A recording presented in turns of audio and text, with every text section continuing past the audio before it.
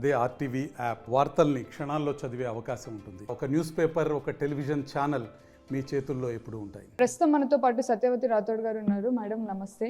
నిన్న ఏదైతే రేవంత్ రెడ్డి గారు బహిరంగ సభలో ఇట్లా ఒక్క సీటు గెలిచి చూపియండి కేటీఆర్ అని అన్నారు, దాన్ని ఎలా చూస్తారా సార్? రేవంత్ రెడ్డి గారు ముఖ్యమంత్రిగా అయినప్పటి నుంచి ఒక ముఖ్యమంత్రి ఆ స్థానానికి ఉండే గౌరవాన్ని దిగజారుస్తూ అనేక విషయాలు మాట్లాడుతూ ఉన్నారు. సహనం కోల్పోయి అసహనంతో మరి చాలా విషయాలు మాట్లాడుతున్నారు. ఆ ప్రోగ్రాం మహాలక్ష్మి పేరిట మహిళలందరినీ పెట్టుకొని మహిళలందరినీ పిలిపించుకొని మహిళల్ని చులకన చేస్తూ ఒక మగాడివైతే అని చెప్పి మాట్లాడారు. మరి అంటే మగాడివైతే అని మాట్లాడటం, మహిళల్ని ఒక మహిళ ఇందిరాగాంధీ గారి పేరుతోని ఇందిరమ్మ రాజ్యం అని ప్రజలకు అనేక మాయమాటలు చెప్పి అనేక అబద్ధపు హామీలు ఇచ్చి అలవి కాని హామీలు ఇచ్చి అధికారంలోకి వచ్చిన తర్వాత మహిళల్ని చులకన చేసి మాట్లాడటం చాలా దురదృష్టకరం. ఇది రేవంత్ రెడ్డి గారి సంస్కారానికి నిదర్శనంగా నేను తెలియజేస్తూ ఉన్నాను. దీన్ని తీవ్రంగా ఖండిస్తూ ఉన్నాను, గర్హిస్తూ ఉన్నాం. సభ్య సమాజం, రాష్ట్రంలో ఉండే సమాజంలో ఉండే మహిళలందరూ దీన్ని ముక్త కంఠంతో ఖండించాలని చెప్పి నేను తెలియజేస్తూ ఉన్నాను. అలాగే ఇటు కాంగ్రెస్ పార్టీ ఏమో మేడిగడ్డలో అవినీతి జరిగింది అని చెప్తున్నారు. అసలు మీరేమో మేడిగడ్డ వెళ్తున్నామని చెప్తున్నారు ఇప్పుడు March 1న. సో అసలు అక్కడి నుంచి ఏం చెప్పాలనుకుంటున్నారు? నిన్న రెండు విషయాలమ్మా. ఒకటేమో నిన్న ఈ 6 గ్యారంటీల్లో 2 గ్యారంటీలు అని చెప్పారు. ఒక గ్యారంటీలోని పూర్తి కూడా కాదు అది. అంటే ఒక 6 గ్యారంటీలని ముందు కనిపించిన 13 హామీలు అందులో ఉన్నాయి. అందులో మహాలక్ష్మి కింద 2,500 రూపాయలు ప్రతి నెల మహిళలకు ఎన్నికల తర్వాత ఇస్తా అన్నారు. దానికి అతి లేదు గతి లేదు. అలాగే ఈరోజు ఆర్టీసీలో ఉచిత ప్రయాణం అని చెప్పారు, ఆడవాళ్ళు కొట్టుకునే పరిస్థితిని తీసుకొచ్చారు. ఈరోజు 500 రూపాయలు సబ్సిడీ అంటున్నారు. అందులో ఈ రాష్ట్రంలో 90 లక్షల మంది మహిళలు తెల్ల రేషన్ కార్డు కుటుంబాలు కలిగి ఉంటే కేవలం 40 లక్షల మందికే ఇస్తా అంటున్నారు. అంటే ఏ ప్రమాణికంగా మీరు తీసుకున్నారు? మీరు అనేది తెల్ల రేషన్ కార్డే ప్రమాణికం అని చెప్తారు. ఉన్న తెల్ల రేషన్ కార్డు పేదవాళ్లకు ఎందుకు ఈ గ్యాస్ సబ్సిడీ ఇవ్వరు? ఇంకోటి, ముందు మొత్తం కట్టిన తర్వాత 500 మీ బ్యాంకులో వేస్తామంటున్నారు. అది చాలా అలా దురదృష్టకరం.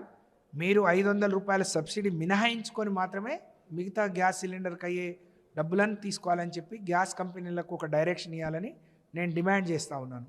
అలాగే 90 లక్షల మంది, ఈ రాష్ట్రంలో 1,24,00,000 మంది గ్యాస్ కనెక్షన్లు ఉన్నాయి. 1,24,00,000 గ్యాస్ కనెక్షన్లు ఉంటే కేవలం 90 లక్షల మంది రేషన్ కార్డులు ఉంటే 90 లక్షల మందికి ఇవ్వండి. పురుషుల పేరు మీద ఉంటే ఇవ్వము అనడం దుర్మార్గం. ఎందుకంటే వాళ్ళు కూడా పేదవాళ్ళు, సామాన్య కుటుంబం నుంచి తెల్ల రేషన్ కార్డు కలిగిన వాళ్ళు. కాబట్టి ప్రతి తెల్ల రేషన్ కార్డు లబ్ధిదారులకు ఈ 5,500 రూపాయల సబ్సిడీ సిలిండర్ ఇవ్వాలి. అది కూడా 500 మినహాయించుకున్నాక మాత్రమే ఇవ్వాలని చెప్పి నేను డిమాండ్ చేస్తూ ఉన్నాను. అలాగే 200 యూనిట్లు ఉచితంగా కరెంట్ ఇస్తా అన్న సర్కారు ఇప్పటికే ఎస్సీ ఎస్టీలకు కేసీఆర్ గారి ప్రభుత్వం ఇచ్చే 101 యూనిట్లు మినహాయించి ఇస్తారా, అది కలిపి ఇస్తారా కూడా చెప్పాలి. అలాగే ఈ సిలిండర్లు 340 రూపాయలు ఉజ్వల పథకం కింద కేంద్ర ప్రభుత్వం ఇస్తుంది. మరి అది మినహాయించుకొని ఇస్తారా, దాంతో కలిపి ఇస్తున్నారా కూడా స్పష్టం చేయాలని నేను డిమాండ్ చేస్తూ ఉన్నాను. రెండవది, మేడిగడ్డ కాళేశ్వరం ప్రాజెక్టు దాదాపు 84-85 వేల కోట్ల రూపాయలతోని దాదాపు 40 లక్షల ఎకరాలకు కొత్తగా ఆయకట్టులోకి తీసుకురావడం కానీ, పాత ఆయకట్టును స్థిరీకరించడం కానీ ఇప్పటివరకు తెలంగాణ రాష్ట్రంలో జరిగిన అది ఒక అద్భుతమైన ప్రాజెక్టు. అన్ని సంస్థలు ప్రశంసించింది. మేడిగడ్డ బ్యారేజ్లో 80 పిల్లర్స్ ఉంటే కేవలం 3 పిల్లర్లో వచ్చిన పగుళ్లను లేకపోతే అక్కడ లోపాలను ఎత్తి చూపి ఆ ప్రాజెక్టే సరైంది కాదు అని చెప్పే ప్రయత్నం, కేసీఆర్ గారి పని సరిగ్గా లేదు అని చెప్పే ప్రయత్నం చేసి ఈ రాష్ట్రంలో దాదాపు 40 లక్షల ఎకరాలకు నీళ్ళు ఇవ్వకుండా వాళ్ళకు ద్రోహం చేసే పనిలో రేవంత్ రెడ్డి గారి సర్కారు ఉంది. ఇది సరైనది కాదు. అక్కడ ఇంకా నీళ్ళు వస్తూ ఉన్నాయి, దాన్ని ఎత్తిపోసే అవకాశం ఉంది. మనం ఎక్కడైనా లోపం జరిగితే దానికి అడ్డుకట్ట వేసి రిపేర్ చేసుకునే ఆలోచన, అది ఇంజనీరింగ్ కాదు, ఒక సామాన్యులు కూడా చేసే పని అది. కానీ దేశవ్యాప్తంగా, రాష్ట్ర వ్యాప్తంగా అనేక మంది ఇంజనీర్ ఎక్స్పర్ట్స్ ఉండి ఏ విధంగా దాన్ని ఉన్న లోపాలని సరిచేసి నీళ్ళు ఇవ్వాలనే ఆలోచన లేకుండా లోపాలు ఉన్నాయని చెప్పి ప్రతి దగ్గర మాట్లాడటం తెలంగాణ ప్రజలకు ద్రోహం చేయటం మాత్రమే. కేసీఆర్ గారిని తప్పు ఉందని చూపించాలని ప్రయత్నం చేయటం. కాళేశ్వరం ప్రాజెక్ట్ అంటే మేడిగడ్డ కేవలం 3,000 కోట్లతో కట్టింది. అంటే 90,000 కోట్లలో మిగతా డబ్బుతో కట్టిన మొత్తం ప్రాజెక్టు దాని స్వరూపం ప్రజలకు చెప్పాలి.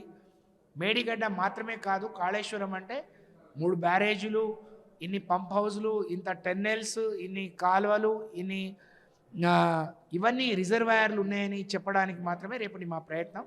కాబట్టి అది ప్రజలకు వివరించి చెప్పాలని మేము తప్పకుండా ప్రజలకు జవాబుదారీ. కాబట్టి తెలంగాణ ప్రజలకు కాళేశ్వరం అంటే ఏందో చూపించాలనేదే రేపటి మా మేడిగడ్డ చలో మేడిగడ్డ ప్రయాణం అని చెప్పి తెలియజేస్తా ఉన్నాం.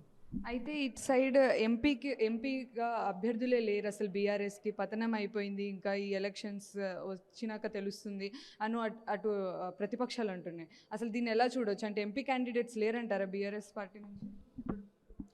మేము టికెట్ ఇవ్వలేకపోతేనే కొంతమంది వెళ్ళిపోతున్నారు. అసలు మీకు లేక మీరు మా వాళ్ళని తీసుకుంటున్నారు. వేరే రాజకీయ పార్టీలు మా వాళ్ళని బీఆర్ఎస్ పార్టీ నుంచి తీసుకుంటున్నారు అని అంటేనే మీకు లేక తీసుకుంటున్నారు తప్ప మాకు లేక కాదు. చాలామంది పోటీదారులు ఉన్నారు, చాలామంది ఉత్సాహవంతులు, తెలంగాణ ఉద్యమంలో పోరాటం చేసిన వాళ్ళు. ఈ రాష్ట్రంలో 60 లక్షల మంది బీఆర్ఎస్ పార్టీ కుటుంబ సభ్యులు బీఆర్ఎస్ పార్టీ నుంచి క్రియాశీలక రాజకీయాల్లో ఉన్నవాళ్ళు ఉన్నారు. మాకు ఎలాంటి కొదవ లేదు. ఈరోజు ఈ ఓటమి శాశ్వతం కాదు. రేవంత్ రెడ్డి కూడా ఆలోచించుకోవాలి. నువ్వు ఎమ్మెల్యేగా ఓడిపోయి మళ్ళీ ఎక్కడి వరకు వచ్చావో ఆలోచించుకొని మాట్లాడితే మంచిది. ఓటమి ఒకటే శాశ్వతం కాదు, గెలుపు ఈ స్థాయి ఇట్లనే ఉంటుంది అనుకోవడం నీ అవివేకానికి నిదర్శనం. తప్పకుండా మాకు మంచి అభ్యర్థులు, మంచి సీట్లు, మంచి సంఖ్యలో మేము గెలవబోతున్నాం. తిరిగి 5 ఏళ్ల నాడు కేసీఆర్ గారి నాయకత్వంలో తెలంగాణ గడ్డపైన మళ్ళీ గులాబీ జెండా ఎగరేయడానికి బీఆర్ఎస్ పార్టీ శ్రేణులందరూ సన్నద్ధులై సైనికులుగా పనిచేయడానికి సిద్ధంగా ఉన్నారు.